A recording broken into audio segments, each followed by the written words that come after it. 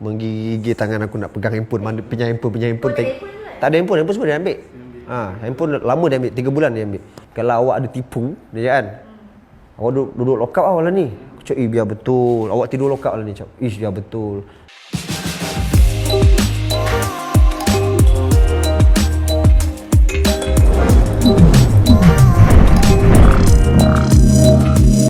Tiba-tiba aku rasa macam lawyer saya. Tak boleh lah. Kembangan terkini macam gini lah. Sebab yelah Hot FM pun dah settle. Alhamdulillah. SPRM kalau mengikut saya punya lawyer dah bebas. Tak ada apa-apa masalah sebab maksudnya kalau dulu pasal akaun kena freeze, akaun pun dah di-unfreeze kan. Barang-barang semua dah dihantar balik. Dah lama dah, sebulan lebih sebenarnya. Barang-barang kita dah receive balik, kereta pun kita dah receive balik.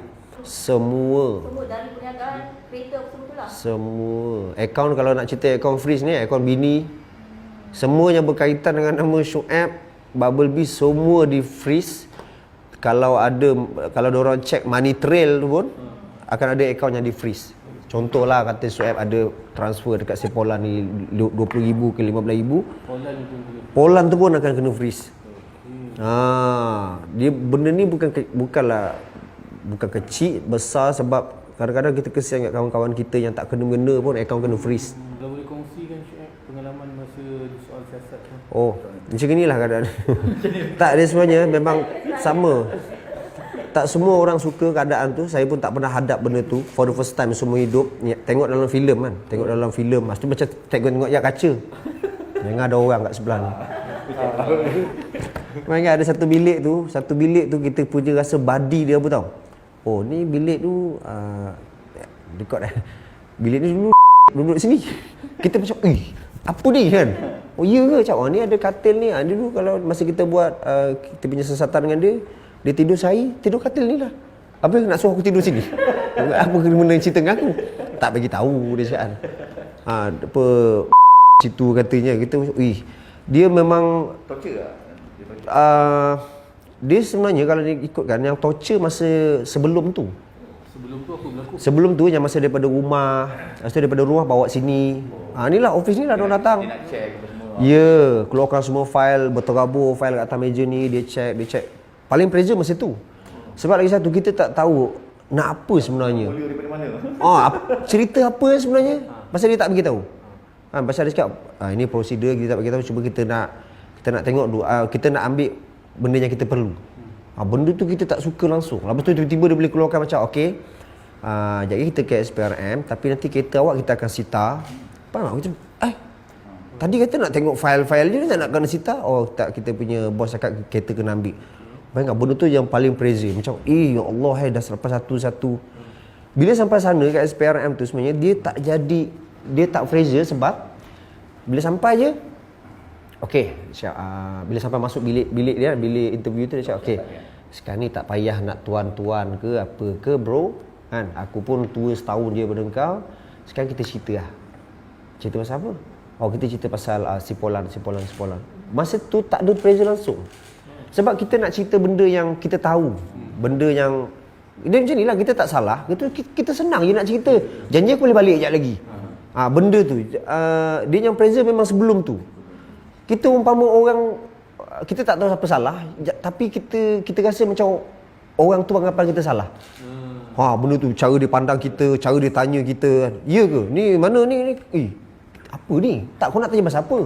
Tak, bagi saya ni dulu, faham tak? Masa tu yang berpressure sebab start interview tak ada apa.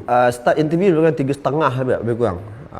Interview okey apa semua, dia siap beli makan apa semua, nak pergi sokok beli sokok kan. Lepas interview kalau dah rasa boring sangat dalam interview, pergi luar sokok dengan dia start pressure lagi sekali tu pukul 9 malam. Masa tu ada Sepolan tu, Datuk tu. Nama kau nak tahu kan siapa? Tiba-tiba dekat luar, kau dah viral. Apa hal tu? Kau dah viral. Cak, dia suka ke viral? Aku tak suka. Biar betul tu, cak. Kau tengoklah dekat mana? Dekat Facebook. Tak ingat lah mana. Kau buka lah. Menggigil tangan aku nak pegang handphone. Mana punya handphone. Tak ada handphone semua dia ambil. Handphone lama dia ambil. 3 bulan dia ambil. So bila tengok start situ. Pasal masa tu posting tu baru dalam sejam lebih. Dah tengok kat 2000 lebih komen. Aku cakap mati ni. Try klik tengok komen, mati. Cakap mati. Masa tu dia rasa lah. Rasa macam, ya kan netizen ni kita tahulah. Dia, walaupun kita tahu kita betul, tapi tapi sikit sebanyak kita mesti terkesan ni. Pasal nanti dia akan main sentimen family tau. Dia akan main family macam kau ni bagi makan anak apa, anak kau duit haram masuk. Dia akan main sentimen family. Tu mesti kita akan rasa macam, dah lah kau tahu kau tak salah ni. Aku 100% aku tak salah, jadi kau boleh cakap macam ni. Kita dah rasa pressure. Tapi alhamdulillah pasal pagi tu keluar pukul 1 lebih kan. Keluar 1 lebih maksud tak rasa besar lagi.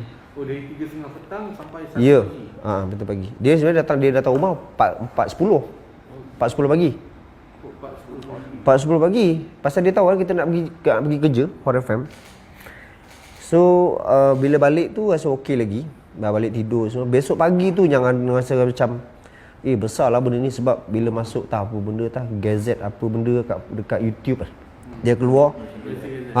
Orang yang Malaysia Gazette yang partner yang buat JV dengan Bubble Bee tu ke negari pakai baju oren itu yang tak ada. Tak ada. Soap tak. Soap 1 pagi keluar. 1 pagi kan. Masa tu dia ada cakap jugalah. Jadi kalau statement awak ni, kalau awak ada tipu, dia kan.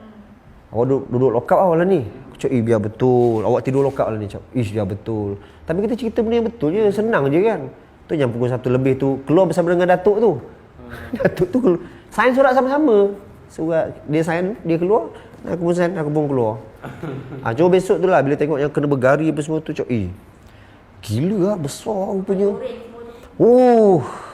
Itu yang rasa ini bukan main-main ni kan. Lepas tu tengok melibatkan apa duit yang banyak lah tu, kita rasa macam kalau 1 juta 2 juta okey lagi. Masa tu berapa puluh juta, 100 juta pergi dia, 100 juta. Tapi macam okey lah. Itulah dia punya kita punya tahap ketakutan tu. Dia ada sekejap okey, kejap ada, kejap tak ada, kejap ada, kejap tak ada kan. Sekejap terperanjat, sekejap tidak, sekejap terperanjat, gila. Mula-mula memang bagi kesan. Sebab kan orang dah start mula nak boycott lah. Orang rasa macam ini perniagaan yang menanya orang lah. Kau ambil duit orang, lepas tu kau buat perniagaan. Memang ada mula-mula, memang dah ada pun hashtag boycott Bubble Bee tu dah keluar dah. Dah banyak dah. Situlah sebenarnya yang Omar saya dia lagi goyang. So app ni mula-mula tu macam okey jugalah. Tapi bila dia pun dah makin goyang pun, dia menarik kita kan. Macam alamak kan, betul lah benda ni agak worse. Sebab orang dah mula bercakap benda tu. Tu yang saya ada ceritakan dalam YouTube saya tu. Ada orang datang outlet untuk maki, untuk marah, untuk cakap macam kau tak malu ke berniaga pakai duit haram? Engkau Suhaib tak ada bagi apa-apa, ya kan? Takkan dia makan seorang je. Kita rasa macam kau cakap apa ni, ya Allah. Benda-benda tu. Bila kejadian tu berlaku je, sebab yalah bukan nak cerita selamatkan buntut masing-masing, tapi kita nampak itu tak tahu mungkin satu masalah ataupun tidak, tapi kalau kita nak settlekan benda tu, one of the cara dia adalah kita keluarkan benda Allah ni dulu. Kan maksud kan kita kena keluarkan 5 outlet dulu. So itu cara yang paling baik lah. So, bila kita meeting apa semua, kita keluarkan, kita ambil balik 5 outlet ni, dan kita ada sedikit bayar pampasan kepada dia apa semua, kepada X tu, supaya benda settle, supaya dua-dua pun happy. Sebab X pun tak bersalah, X pun tidak didapati bersalah. So kita pun tak boleh nak jatuh hukum dia ni sebagai pesalah. Sebab kalau maksudnya kalau aku nak cerita aku tempias, dia pun sama, dia pun terkena tempias. Sebab dia pun tak kenal. Sebab dia sampai dia cakap dengan SPRM, kalau betul awak ada bukti, ada gambar saya dengan awak ada conversation saya dengan atau video saya dengan awak keluar surat, saya sign untuk saya didapati bersalah. So dia dengan yakin, dia memang tak kenal orang tu. Kau jadi mangsa. Mungkin yalah, salah satu kadang-kadang orang tak suka kan, orang biasalah kadang-kadang orang ni macam berjaya sangat kata bom dia tengok kan. Sebab aku pun tak pernah terfikir pasal money laundry ni ke apa. Pasal kita tak buat. Tak pernah terfikir langsung. Maksudnya Pernah dengar tak money laundering? pernah dengar. Macam mereka ada orang ada buat macam bukan prank yang saja dengar orang tu cakap apa kan. Dia main-mainkan orang tu kan. Pernah lah dengar benda-benda macam tu, tapi tak sangka rupanya dia sebesar tu. Faham tak? Kan dia kecil-kecil, rupanya diorang collect, ya Allah, beratus juta. Betul lah sebenarnya, mungkin salah satulah. Maksudnya bila dah jadi macam ni, pertama memang kita tak boleh nak percaya orang 100%. Okay, kena betul lah kalau nak buat apa-apa bisnes, kena check dulu latar belakang dia, duit daripada mana. Sebab kadang-kadang kita punya fahaman ni pun salah juga. Kita rasa macam dia nak bayar pakai cash ke, pakai cek ke, lantak dia lah, janji dia bayar aku. Kan ada benda tu. Tapi sebenarnya bila kita pergi ke SPRM, dia ada akta-akta yang kau nak buat bisnes, kau kena ikut proses dia. Dia ada jalan yang betul. Kau bagi cash tu salah dah. Macam, ui salah? Ya ke salah? Pasal kita kalau contohlah menaiki orang kampung, nak buka kedai goreng pisang, takkan kita aku buat kontrak, aku siapkan. Dia tak mahu macam gitu. Kita orang kampung, kadang-kadang kita ni pula rasa macam kalau pakai cash lagi bagus juga. Boleh rolling sana senang. Rupanya tak boleh. Dalam bisnes, lagilah bisnes-bisnes yang pergi million punya bisnes, tak boleh ada transaction yang cash. Dia ada proses dia. Tu pun salah satu benda yang nak kena tahu juga, nak kena belajar juga. Tak payahlah buat benda pelik-pelik, itu je lah kot. Pasal yang sepanjang SPRM ni, itulah antara pengajaran dia. Dia cakap, awak kena tahu, kena selidik dulu orang tu siapa, apa. Kalau boleh ada akses, dapat nombor IC dia, terus check.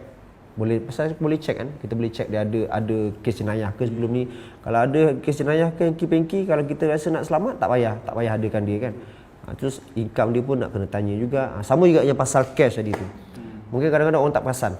Orang rasa boleh kot main cash kan. Sebenarnya ada cara yang betul. Kita pun ada terlepas benda-benda yang dia sebenarnya benda tu pula dulu kalau pasal kereta, itu dia cakap dengan orang. Kereta tu pasal kita buat marketing untuk kedai kereta. So kita buatlah, kita kadang-kadang kita trigger orang kan. Kita trigger orang nampakkan macam ni, sekejap lagi taklah nak ada kedai kereta, datanglah kedai kereta. Kedai kereta pun dah tutup lah. Kan? So kesilapan tu daripada situ sebenarnya juga. Untuk SOAP punya sendirilah. So okey, kononnya tayang kereta lah ini. Tapi kalau nak cakap jam, semua orang ada minat dia kan. Contoh orang ni suka kereta sport. Kita dah pernah cari duit kan. Pasal aku memang suka jam. Memang ada memang ada banyaklah jam. So jam ni aku beli harga 200,000 ni. Syak mention harga semua itu macam aku tak pernah buat benda tu. Tapi bila jadi salah, bila dah salah, orang carilah kesalahan kau. Itu je. Tapi sebenarnya bagus juga bila kau tegur tu, aku lebih okeylah. Lebih alert lah. Okey lah, tak adalah aku nak tunjuk sangat tak adalah ni lah. Itu yang sekarang pakai pun biasa-biasa. Lebih kena hati-hati sebenarnya, dan sebenarnya bagus sebab itulah kadang-kadang orang kan, kita ni manusia, kita selalu buat silap. Kadang-kadang kita rasa macam benda tu okey. Yelah aku dah beli ni, aku dah penat kerja, takkan aku tak boleh tunjuk. Reward diri sendiri. Nak reward, kadang-kadang kita tersilap. Itu benda yang kena tapis dah harap-harap makin okey lah. Kan kalau terpost tu ternampak jam, macam alamak delete lah, tak nampak jam lah macam. Tapi dah pakai jam tu kita nampak lah kan, macam mana pula. Takkan kita beli jam banyak-banyak tak boleh pakai pula. Itu yang jadi macam, kat situlah juga mengajar kita siapa yang betul-betul kawan, siapa yang bukan kawan. Situ bagus SPRM ni punya hal. Sebab tu sekarang ni nombor telefon aku dah tukar. Aku punya circle tu kalau dulu besar ni, sekarang besar ni. Betul. Aku dah tak ramai kawan dah. Nombor telefon pun tak ramai. Kalau nombor tak kenal, confirm aku tak angkat. Dia dah.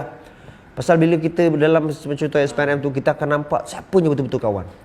Ada yang memang akan menyalahkan kita 100% tau. Ada. Kita tak sangka ada kawan macam ni. Macam contoh akaun dia kena freeze kan. Okey lah, macam kau jangan salahkan aku pun tak tahu ni, aku pun terkena tempias. Kalau kau cakap kau satu akaun, aku berpuluh akaun. Lagi silap aku tak ada duit ni nak belanja. Kau at least satu akaun, tapi ada akaun lain kau yang boleh pakai. Terus menyalahkan kita tu, canang dengan orang. Soaib ni, aku punya akaun kena freeze. Soaib ni. Ada tau. Sedih kadang-kadang jumpa kawan macam itu. Kita rasa macam, tak, kalau betul kau tak ada duit, aku boleh cari duit untuk kau. Aku bagi pakai duit aku, tak apa. Tapi kalau kau nak cakap akaun kau kena freeze, aku pun tak nak. Aku pun tak nak ada duit sini. Tapi kalau aku kat sini, aku macam mana aku nak salahkan orang yang kaitkan aku ni? Tak guna juga, dia pun tak salah. So siapa Kita anggap je dugaan, ini memang dugaan je, memang aku tak boleh nak bawa macam mana, aku kena. Tengok as a celebrity, kita faham kadang-kadang orang yang datang kat kita tu dia nak ambil kesempatan atas kita. Kadang-kadang dia buat benda tu untuk selamatkan tengkuk dia ke apa ke kan. So kita tak boleh nak mempercayai benda-benda yang contoh umpamanya rezeki jatuh daripada langit ke, rezeki tu datang bergolek-golek dengan sendirinya. Jangan mudah sangatlah percaya benda-benda macam tu. Sebab aku percaya tak ada benda dalam dunia ni kalau tak ada usaha kau dapat, tak ada. Benda tu kena ada usaha, kena susah baru dapat. So kalau benda-benda yang pelik-pelik ni rasanya tak perlulah kot. Sebab sekarang ni pula di zaman-zaman viral ni tak ada benda yang boleh terlepas, cakap betul. Hari ni lepas, besok lepas, tak payah lama. Tak lepas juga akhir dia. Ada tu je.